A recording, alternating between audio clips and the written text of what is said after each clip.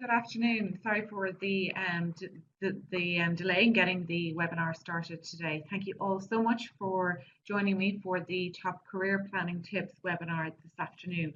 If you have any difficulties hearing the webinar, just let me know. I would appreciate if you have any questions as we go along throughout the webinar today. Please do let me know. So if we get started then, in terms of the webinar today. I'm just trying to get this to move along here for me now in terms of the slides. So the objectives of the webinar today are for me to explain the benefits of having a career plan and to demonstrate what a good career plan looks like. I'm often asked, how do I go about this process? What should it look like?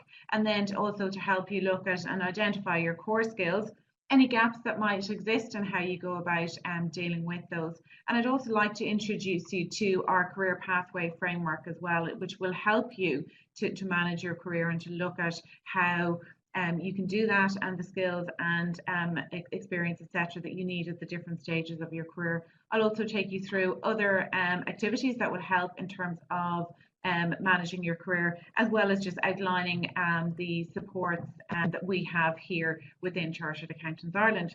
So what I first ask you is, how many of you have a career plan? And it's actually interesting when I speak with members that the number of them that don't actually have a career plan. So you might I suppose send a message to me there in terms of any comments you have around that and how many of you actually have a career plan currently. So the other question I'd ask you then is whether you spend more time planning your annual holiday or more time spent on actually developing your career plan. And I often find, again, from speaking with members, that many would spend a lot more time planning their annual holiday than they do their career. So it is interesting that that's where the focus is. But obviously, a career plan is an important part of any career success. So if we look at why have a career plan, so it's really about if you don't know where you're going, it's a lot more difficult to get there. So I'd liken that to getting into a car and not knowing where you're going. There's very rarely a time that we would actually step into a car and not know exactly where we're going.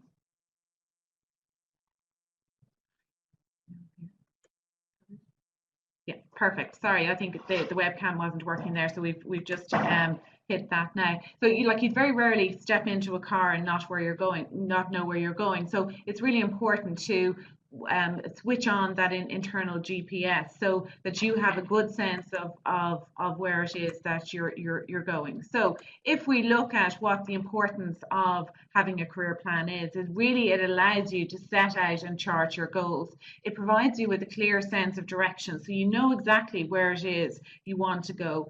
You're much more likely to actually achieve those goals if you have them set out clearly in front of you. You're much more focused, and especially in a very busy world that is really changing around us all of the time, it's much easier to stay focused on your career if you have a specific direction or a specific set of goals that you're working towards, and it keeps you on track. And where I've seen members where things haven't worked out according to plan, it often is because of a lack of clear direction and no plan. And then if things don't go according to plan, you're better able to deal with any setbacks that might occur.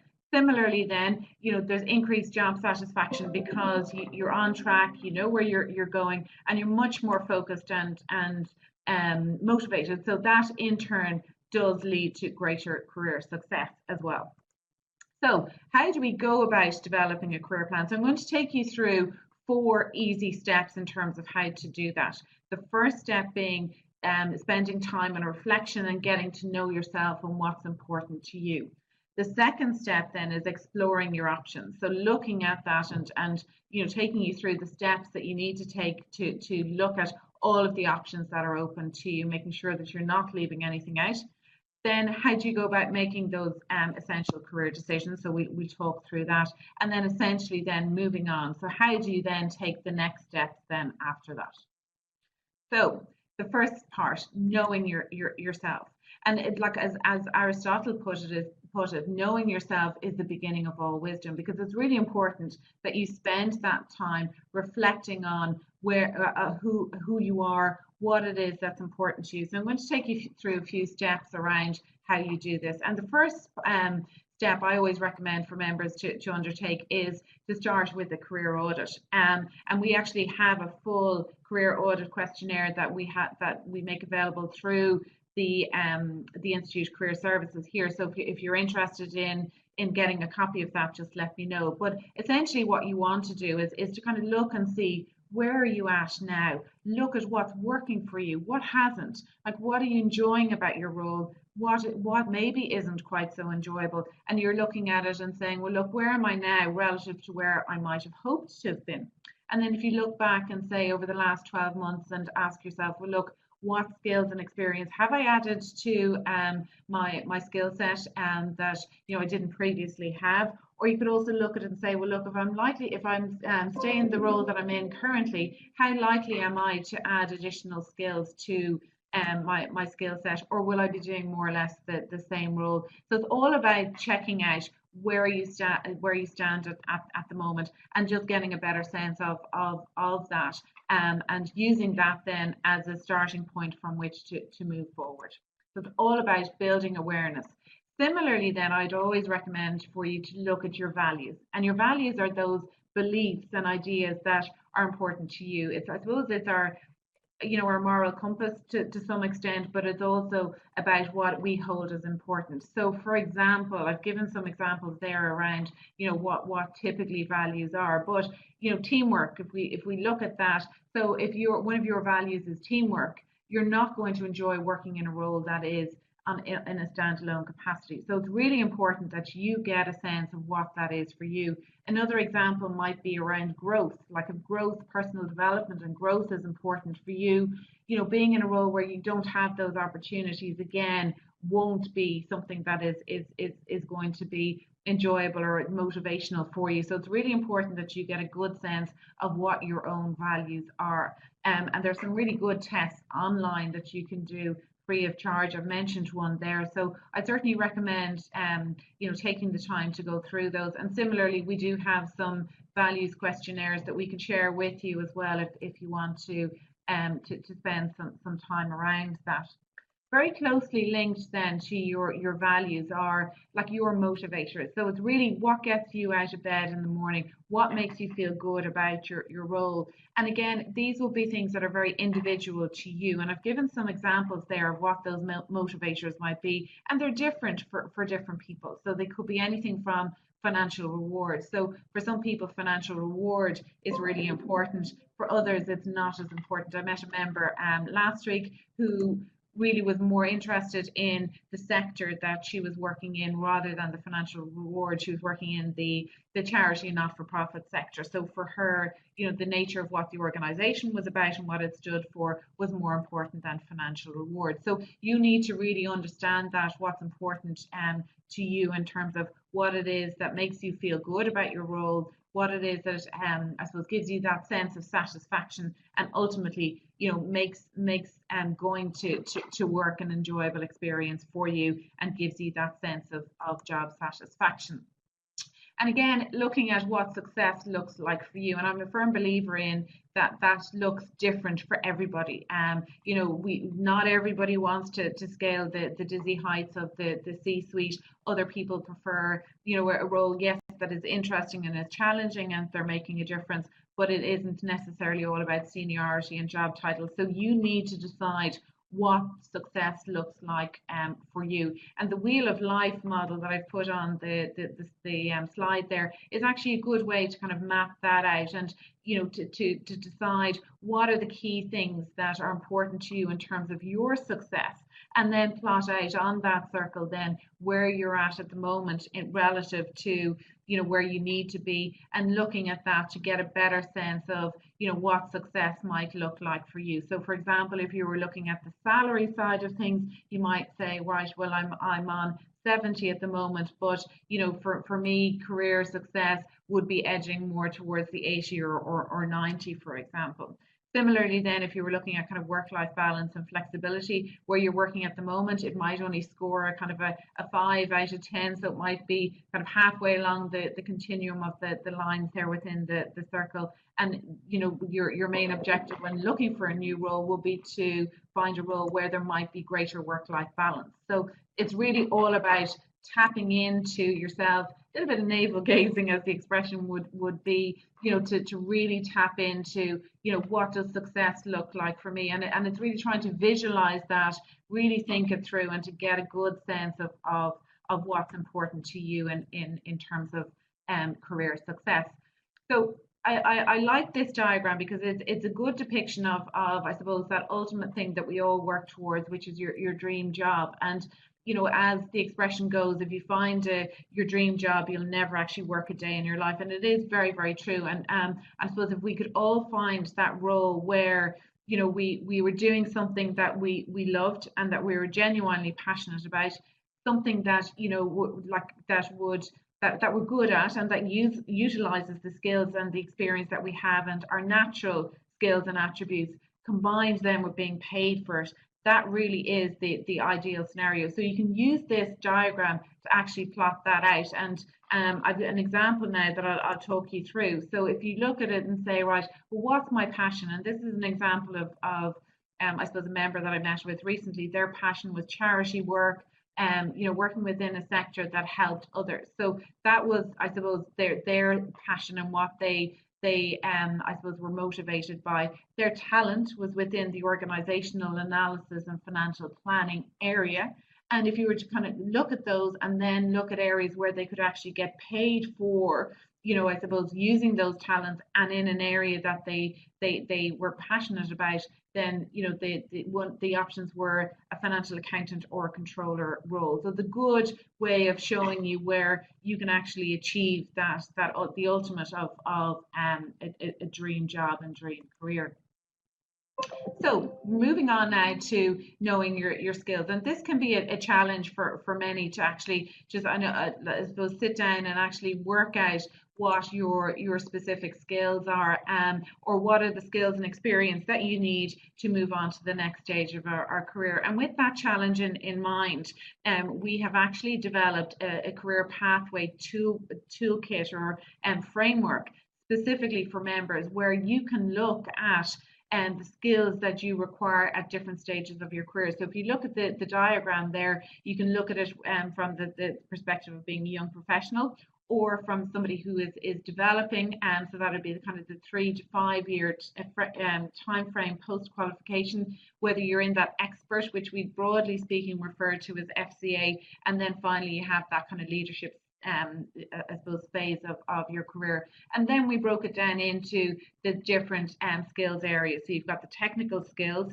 you've also got the leadership skills, which you'll need more and more as you develop your career, and also then the professional and commercial skills. So you can go in, and depending on the stage of your career you're at, you can look at the framework to see what skills you should have and possess already, or what skills you need to be working on. But as well as that, there are suggestions there in relation to how you might develop those skills. So it's certainly a very, very useful tool in terms of helping you with this getting to know yourself and your skills. As I said, it's specifically designed for chartered accountants. It's relevant whether you're in practice, industry, or any particular sector. It's relevant. We've looked at technical skills and soft skills. And again, as I said, we've looked at all the various different career stages. So it's a really easy tool. You can follow it step by step, and it's a good opportunity for you to look at the core strengths that you have, but also to look at the gaps that might exist, because we all have gaps along the way that we need to bridge, and there are specific suggestions in there in relation to how you develop those skills. And it's not all about classroom training. There are some very practical activities that we suggest you can undertake, even things like TED Talks, mentoring, coaching, etc., that can help you in terms of your career. And it then will allow you to map out the career journey that you want and the skills that you need for that journey along the way. So it's a really very useful tool. So I'd encourage you to take a look at that. Similarly, then another way of identifying those skills, and members actually really like this tool when I share it with them, and I tend to call it your success bank. So if you look and say, you can just take out a blank sheet of paper and say to yourself, so what are the skills and the accomplishments and I suppose key achievements that I have had throughout my career. So that could be anything from the time that you qualified right through, any projects that you've successfully delivered, any big initiatives, systems, implementations, etc., that you've been involved in, any secondments that you have. So essentially, you take each of those accomplishments or achievements, and then you look at them and you say, so to have achieved what I did, what skills did I need to demonstrate to get to where I got to in terms of those achievements. So it's really looking at it. So for example, if we took the project completing a project, you might say to deliver the project on time, it showed that I was able to work to tight deadlines, I was able to multitask, I was able to collaborate cross-functionally, I was able to communicate with other non-finance people. So hopefully that'll give you a sense of what I'm talking about. So look at your core achievements and then explore and ask yourself, like, what core skills does that show that I had? And that, in conjunction with the career pathway, will give you a really good sense of the core skills and competencies that you have to offer. So the next step then, as we mentioned of the four, is exploring your options. So like I always ask members or suggest to members here to look strategically, because you need to really take this as an opportunity to look as broadly as you can and explore all of the options, both internally within your own organization, but externally. And that doesn't necessarily mean that you're actively looking for a job. But even if you're happy in your current role, you should also be looking externally just to see what's going on in the market, because things change so quickly that you need to know what's going on.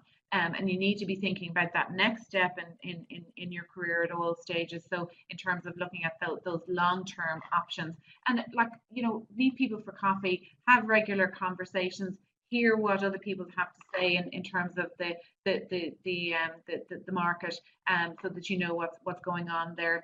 Looking at a SWOT analysis, I'm sure many of you've heard of that, but even doing that in terms of your own skill set in the marketplace, looking at strengths, weaknesses, opportunities and threats, and exploring those options and seeing what's out there for you. And then having a think about what, like your skills, as we spoke about earlier, but what's unique about your skill set? What is the unique combination of skills that you have? Because sometimes it can be challenging to differentiate yourself, that you might have, very similar skills to other people, but maybe when you combine it with something else. So for example, if it is analytical skills combined with project management, for example, could give you the edge over somebody else. So, what is the unique combination of skills that you have? Similarly, then you need to look and say, right, well, where do the skills and the experience I have fit? So it's going out, looking at the various different job websites, seeing what roles are coming up, mapping then your skills against what the requirements are of other of recruiters and organizations, and seeing where they might fit in, and how your skill set fits in. And it's always a good idea to have a look. Use LinkedIn as a great tool for looking to see what others are up to, what career paths they have followed. Look at others that you might have qualified with, for example, to see, where are they at now, what are they doing, and it's a good way of connecting in with them as well. And I'd also always ask you to kind of think as well in terms of a solutions focus, because we're very much working in a world where employers are looking for solutions to challenges, and people who think innovatively and creatively. So it's thinking about what solution you hold that you can bring to an organization, and how might you add value, because that's what employers and organizations are looking for, is in terms of how you specifically add value. So I think it's really thinking about those areas, but most importantly of all, it's thinking about what unleashes your passion and allows your creativities and skills to be utilized. Because ultimately, you're going to do better from a career perspective and a performance perspective if you're in something that or doing something that you're passionate about, that you really enjoy, that allows you to be creative and allows you to use the skills that you have. So it's kind of playing to your strengths. So it's looking to see where the options are internally within your own organization or externally that allows you to use those particular skills.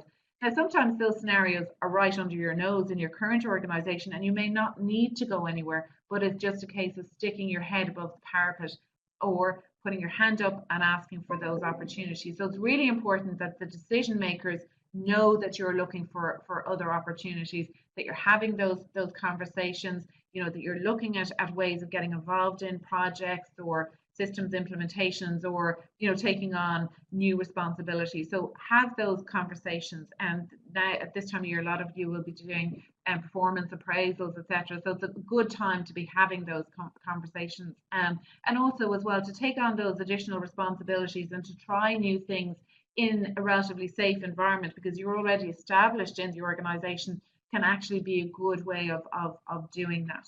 So I would encourage you to look at new opportunities or where there are synergies between your experience and other areas of the organization, to look at that. And some of the new areas or areas where we're seeing particular opportunities coming up will be in the likes of cybersecurity, anything to do with data, risk compliance, big kind of hot areas at the moment, anything to do with analytics, business partnering, and project management. So keep an ear to the ground in terms of any opportunities to get involved in those areas. And sometimes I find if people are a little bit disillusioned, they let kind of things slip a little bit in their own organization. But this could be an opportunity for you now to reclaim your power, put your hand up, for new opportunities, and use that as your chance now to get more experience. So if you have any questions as we go along or any comments, just let me know. I'm happy to answer those as we go along. So please do type in the chat there if any of you have any questions or observations. So when it comes to exploring your options, mind mapping can be a really good tool. And this is a tool that's used across a number of areas and disciplines. And it's a case of taking out a blank sheet of paper and then, dropping something in the middle, like for example, on the example here we have in front of us in terms of my career, then looking at, your next role, what do you want to get from that, and plotting that out from there, thinking about all the considerations, that all the things that are important to you in terms of your next career move. So it could be, you want to get people management experience, you want to get commercial exposure, and it's good just to explore options, explore concepts, see them down on the page, consider the consequences and the different aspects that you need to bear in mind. So it's a really good way of seeing it in black and white in terms of the options, how you might plan that out. Unintended consequences can often come out of this as well. So you might look and say, right, well, my next job, I would like to get some exposure to traveling abroad, but you might be thinking, well, look, in 10 years time, the kids might be, at school going age. I don't really want to be traveling at that stage. So it gets you into that frame of mind where you can think of all of the different options and implications and considerations in terms of your career, and it's there in black and white, and you can kind of, I suppose, explore option A, option B, and look at the different career paths open to you and see it there in black and white. And it really is quite effective. It's a good, I suppose, brainstorming exercise or tool that can be used, and it's used successfully in business and project management and lots of other formats as well, and has a good success record. So the other thing I would urge you to think about when you're exploring your options is the benefits of strategic moves. So let me explain to you what I mean by that. If you look here, there's the lady here on the right hand side climbing the ladder, and very often we think that the career path is naturally an upward trajectory, but that's not always the case. It's not always a kind of a straight path straight to the top, and sometimes your career does need a strategic sideways move, which you can use to build on your experience, build on the skills that you have, and use that then to make your next move. So I would often compare this to the climbing wall, which you'll see in the picture down the bottom in the middle there, where, you know, again, to get to the top, you often need to kind of take those sideways moves. So you may not necessarily be moving up the ladder, but you're moving across to build on or solidify and I suppose kind of further develop a particular skill set with the view to moving forward. Now, often those strategic moves can be shorter jolt moves, as they're often referred to, that where you might strategically take that decision to take a sideways move for 1 to 2 years with the aim of then moving upwards. You know, so it's that strategic sideways move that then facilitates that move forward at the next stage. So I would seriously urge you to consider that, because I've seen it work very effectively for members at various stages of their careers. And there is a phenomenon around that, and it's called jolt move. So that it's that sideways move that builds on your experience, maybe brings you into a new sector, a new industry, exposure to new systems, and like build your network, etc. So it's definitely worth considering.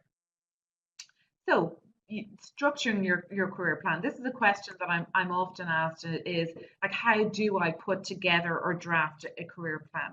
So I'm going to take you through this step by step. The first thing is that you need to look at it in different time segments. So you've got short term, medium term, and long term goals. You're breaking it down, and any good career plan should be structured in this way in terms of short, medium, and long term. I suppose previously short term would have been 0 to 3 years, medium term then 3 to 5, and then long term kind of I suppose, you know, maybe 5 to 10 years. But because the workplace is changing so quickly, and I suppose roles and skill set requirements, etc., are changing, I feel that time frame should be changed. So I would be talking about short term being, you know, the next 12 months, medium term then being 3 to 5 years, or sorry, 1 to 3 years, and then long term being 3 to 5 years, because of the nature of the world in which we're working has changed so much. So, you know, short being up to 1 year, medium then, just to recap, 1 to 3, sorry, my apologies, 1 to 3, and then long term then 3 years plus. So it's breaking it down into kind of smaller chunks. So the first thing you do then is look at that goal, look at your goals. What are the goals that you want to achieve? Where do you want to be at the end of that 12-month period, in the next 3 years, in the next 5 years? So breaking that down, and really give that very serious thought in terms of what it will actually look like. So the more detail and the more thought you put into that in terms of what the goal will look like, the better you are able to work towards that. So it could be, you know, looking at the role, the organization, the salary, you know, what you're looking to get from it, you know, so really a good like detail. So really live those goals, like visualize the goals, visualize what you want that to look like. The next step then is to actually clearly break it down to say, what do I need to do to achieve my goals? So it could be looking at, you know, what experience do you need to get, and what other qualifications or courses do I need to do to help position me for the next move? What do I need to do in terms of positioning myself internally? You know, so it's really just looking at that, the action orientated elements of it in terms of what you need to do, because there's no point in having a goal without actually taking action towards moving towards that. Thirdly, then you need to look at the tools. And what I mean by that is, like, what help and support do you need along the way? So do you need the support of one of your colleagues or your manager in work? Do you need a sponsor or a mentor? Who is there to support you along the way? Because this doesn't have to be a journey that you undertake on your own. There are tools there and supports that you can avail of, like our career mentor program, like our coaching service here within the institute as well. So don't feel you have to go it alone. Do look to see what help and support you need along the way, and see where you can tap into that.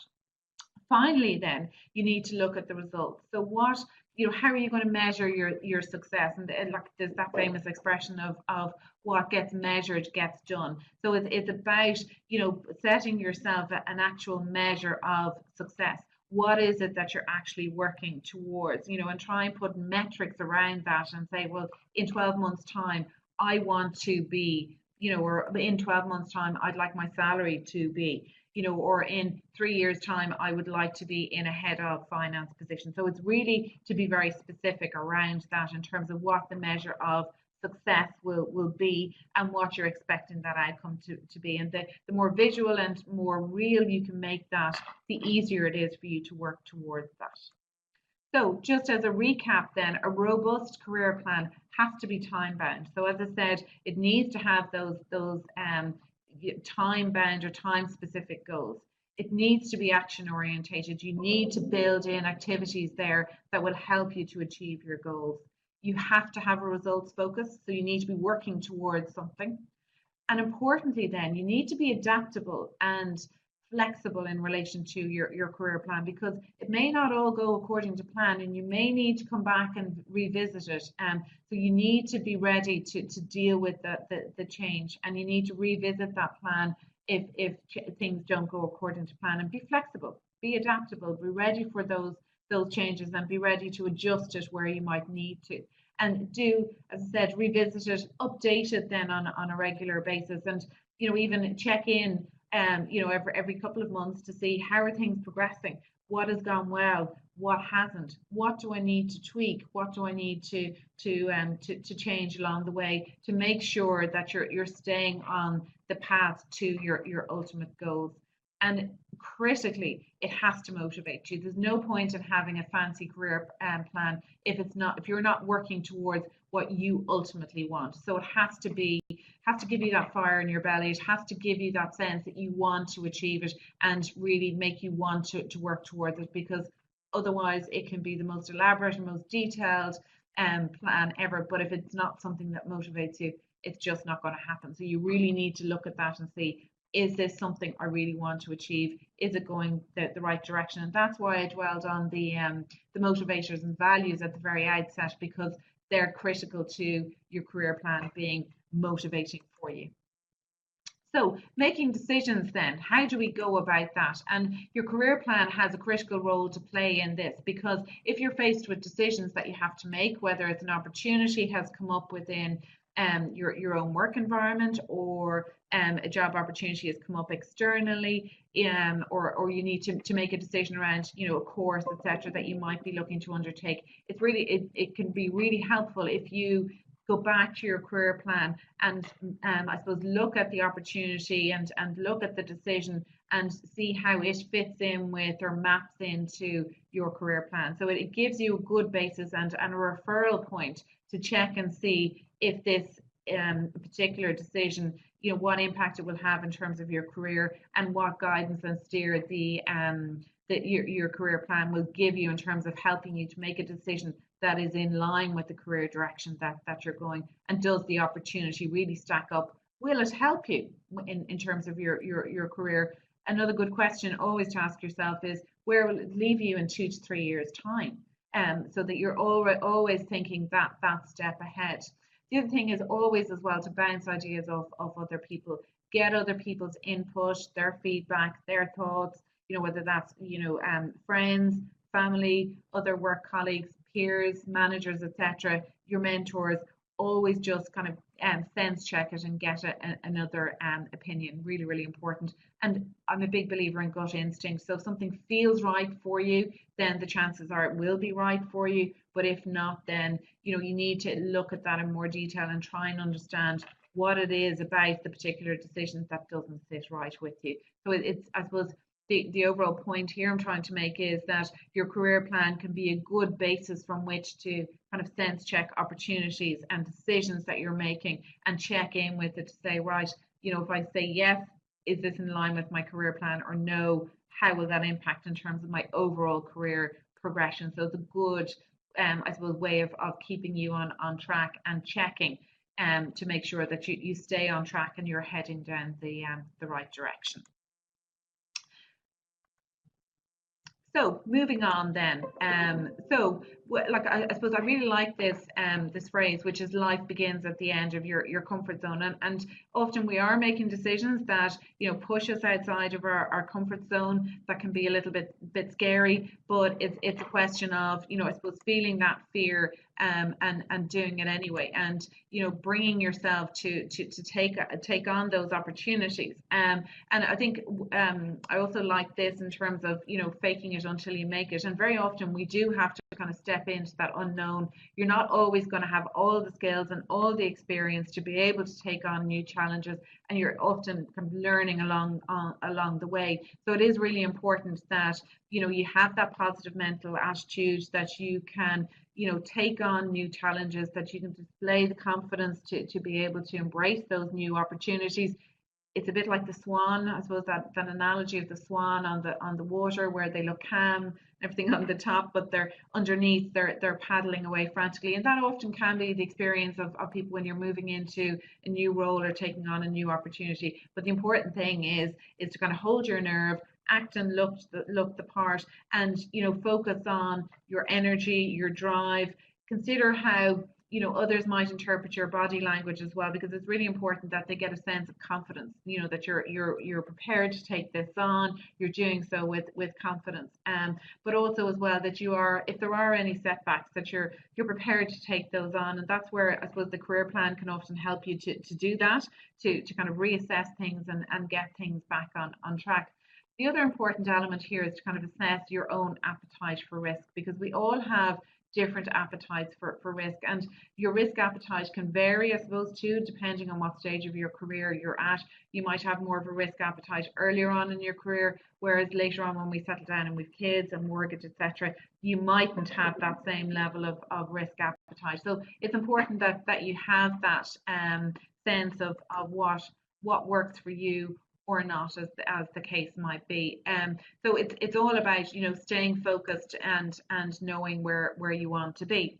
So I thought it'd be useful to add in a couple of other kind of tips here, as well as giving you what I've just done there, which is the structure around your career path, and the career plan, and how to map that out. So hopefully you have a better understanding as to, I suppose, the benefits of it, how you go about it, and I suppose the important elements of it. But two other aspects that are always important in terms of career planning and building a career are, personal branding and networking. And there are two areas that come up consistently when I'm speaking with members.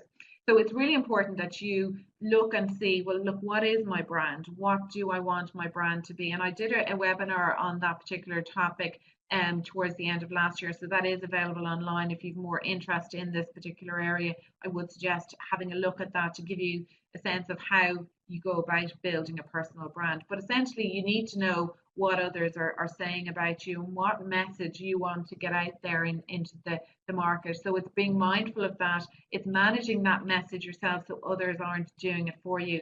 So it's about having that 20-second introduction ready. So if you meet the CFO in the lift, what are you going to talk to him about? It shouldn't be the weather. It should be around the projects that you're working on, the value add that you're bringing to the organization. Or if you're out at a networking event, it's that 20-second introduction in relation to who you are, what you do, the value that you add within the organization. So it's that, I suppose, that sticky message, I often call it. It's that message that will help people remember who you are. And it's all about being prepared for these situations, and being ready to get that message across. So personal branding, obviously very closely linked then with the whole area of networking. Actually, just seeing here, I've put together a couple of, just like a slide here with a couple of different elements of your brand that you can take a closer look at later, as well, because you'll have access to the slides just in terms of the different elements to it. But they're covered in more detail, as I said, in the previous webinar that I did. So if we look at networking now, it really is very, very important in terms of your career. And essentially, as you move to more senior roles, it'll become even more important, because what we tend to find is that the roles at the more senior end of the market are often filled through word of mouth, and it's about getting that tap on the shoulder because somebody knows you, they know what you do, they know what you're capable of, and you are the one that hears about the role before other people do. So it's really important that you build that network as your career evolves, and that I suppose you're natural about it, that your personal brand that you use when you're networking is natural. It is your authentic you. That's I suppose a kind of a phrase that's used out there quite a bit. And you're going to be more comfortable networking if you're being authentic about who you are. A lot of people don't like networking, but I think if you're being authentic and showing your true self in these scenarios, you will actually enjoy it more. And it is about listening as much as it is talking. That I suppose kind of familiar phrase of having two ears and one mouth, and using them in that proportion. You'll have more success in networking if you listen to people, show an interest in them, get to know them, and I suppose generate conversations around topics that are equally of interest to you and to them, and you find you build that connection, and those connections will be a lot more meaningful. So it's really kind of focusing on the other person. It's focusing on what I would often say, giving rather than getting. So going into this with a kind of a genuine I suppose aim of getting to know the person and genuinely building connections rather than thinking about what it is that you can get from the process. So it really, for me, I think if I could give you a kind of standout piece of advice around this, it's around the quality of your network rather than the quantity. And it's looking at this as a long-term process, and investing time in it that will, as time goes on and as your career evolves, become much more important. You should also look at your own network and do an analysis of it and look and see who is in your personal boardroom. And it's a good way of analysing your network, because you don't want your network to be made up of just, say, chartered accountants or just finance people. You want to try and I suppose kind of build as broad a network as possible. So not just, say, if you're working in financial services, for that not to be just in financial services. You want to try and have that as broad as you possibly can. And then I'm sure you're all familiar with LinkedIn, that LinkedIn can be a really, really good and useful tool for networking. So just before we conclude, just as a quick overview in terms of what we've spoken about today, which was how to develop a career plan, and I genuinely feel that it's a worthwhile exercise, worth putting the time into. Certainly need to revisit it on a regular basis to make sure that you're keeping in line with the original plan, or checking to see is the plan that you made still relevant, because things do change. So you might need to revisit that and see if it is still relevant and it's still motivating you to achieve what you want to do. You need to know what makes you happy and what you want to achieve for that career plan to suit and for it to work for you. You need to be flexible and adaptable, as I said, like in a fast changing market and environment that we all work in. You need to be flexible. You need to stay in touch with that market, and make sure that the skills and the experience that you're gaining are relevant. So it's exploring those options, knowing what's going on around you. We touched then on building your network and your exposure, really very important. And then seeking support and help. Don't feel you have to do this on your own. There are supports out there. For I suppose, and I'm going to talk you through those here in terms of our supports. And then finally, it's about believing in yourself and your qualification, and believing that you can be and will be successful once you're following the path that you yourself want to follow, and that it is motivational for you. So, as I mentioned, there are a number of, I suppose, supports that we offer as part of the career development service. One being impartial careers advice, so we're at the end of the phone, or we're more than happy to meet with you on a face-to-face basis and provide coaching. Our coaching service actually was shortlisted for the IITD Awards in 2016. So, we have a first-class career service here. Similarly, career mentor program, we can actually put you in touch with a career mentor, but somebody who can give you that independent advice and act as a sounding board. So if you're interested in that, do please contact me. Similarly, then we do have the career pathway tool that I mentioned. So do check that out. And every interaction that we have with members at every stage is confidential and member focused. So I would ask you to avail of those services and contact me going forward. So my contact details are on the page here now. I'd be delighted to hear from you. And I just ask before we conclude if anybody has any questions that they'd like to put to me now, or indeed offline, you can send me an email or drop me an email or give me a quick call at some point if you have any questions or would like to meet with me. So thank you so much for joining me. I don't see any questions appearing up on the screen here. Hopefully that means you got what you needed from the webinar. But as I said, feel free to pop up any questions or any comments or feedback that you might have, or indeed if there are any topics that you'd specifically like me to cover in future webinars. Really very happy to hear about those comments as well. We've a number of other webinars coming up over the next couple of months, specifically around interview techniques and competency-based interviews in particular. We're seeing a lot of interesting questions and queries around that as well. We also have another webinar that we did late last year, which was around mentoring. So if any of you are interested in mentoring specifically, feel free to check that out as well.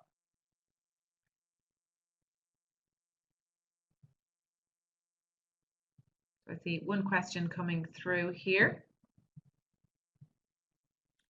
Not quite yet. Okay. Okay, great. Somebody just saying there, great presentation. So thank you very much for that. Hopefully it was useful. As I said, any further questions or queries, do feel free to contact me. Thank you very much.